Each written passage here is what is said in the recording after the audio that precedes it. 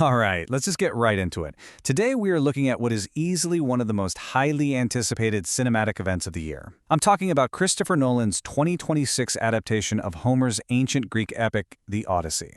With a global release locked in for July 17th, the sheer scale, the hype, and honestly, the drama surrounding this movie are already reaching mythic proportions. So in this explainer, we're going to break down exactly what's going on behind the scenes of this massive production. To really wrap our heads around this, we're going to structure this explainer around four main pillars. Number 1, the $250 million budget. 2, the star-studded cast. 3, the IMAX 70mm debate. And 4, the Greek casting controversy.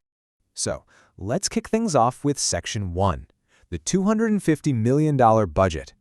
Now, this adaptation isn't just some sudden whim for Christopher Nolan. It's actually a 2-decade-old dream project of his. And following the absolute massive success of Oppenheimer, Universal Pictures is backing his vision with a staggering reported budget of $250 million. I mean, think about it. Building a world filled with mythical monsters, wrathful gods, and these legendary ancient wars, well, that takes incredible capital. It makes this one of the most expensive films of Nolan's entire career.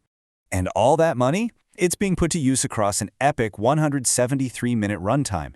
That is nearly 3 hours of sprawling, immersive visual storytelling.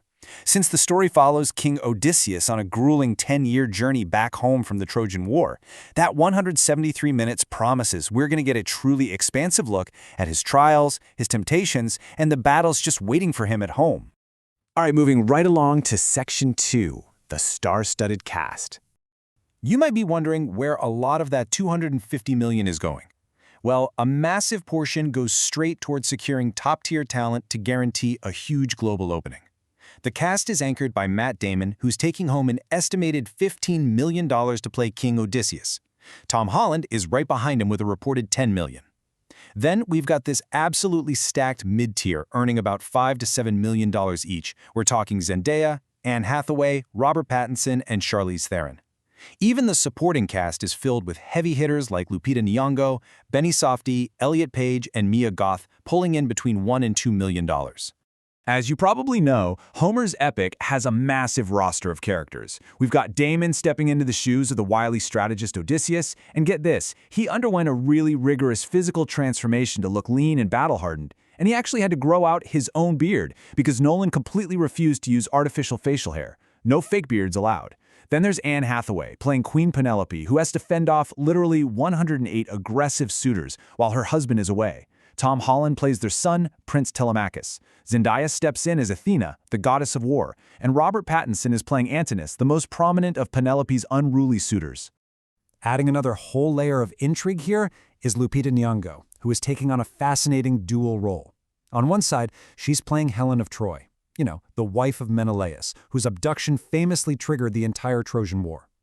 But on the other side, she's also playing Helen's sister, Clytemnestra, the wife of Agamemnon. It is a really brilliant casting choice that highlights those deeply interconnected family dynamics of Greek mythology.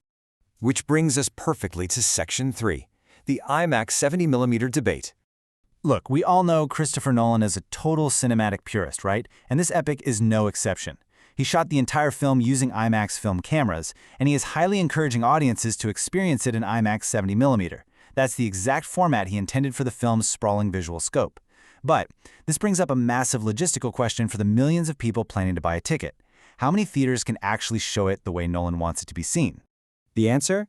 It's shockingly low. We're talking only about 40 to 41 theaters worldwide that are actually equipped with the specific IMAX 70mm projectors required to display Nolan's true, uncompromised vision. That is a remarkably limited availability for what's expected to be one of the biggest global openings of the year.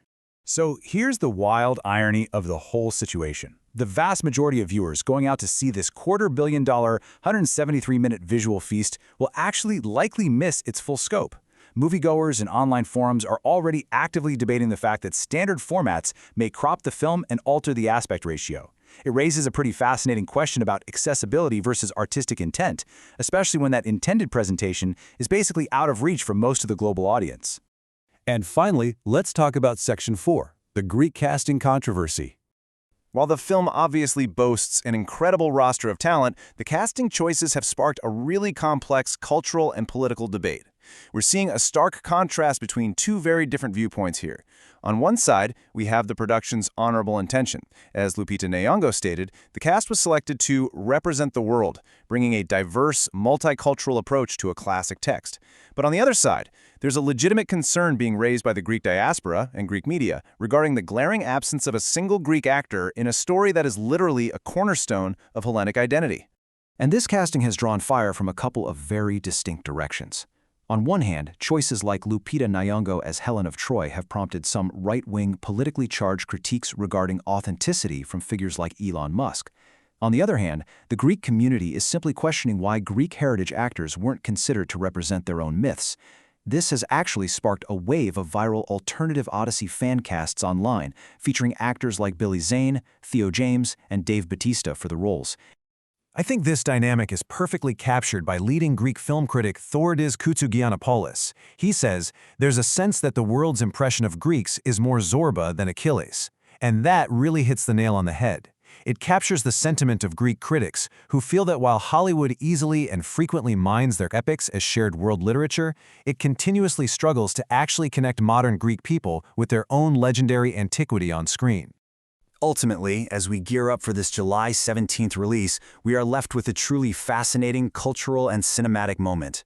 Nolan's The Odyssey promises this awe-inspiring 173-minute journey backed by a $250 million budget and a phenomenal cast. But as we all flock to the theaters, we really have to wonder, will the logistical limits of IMAX 70mm and these deep cultural casting debates outshine the epic narrative itself? Or will the sheer cinematic scale of the film just quiet all the noise? It's definitely something to chew on as you grab your popcorn.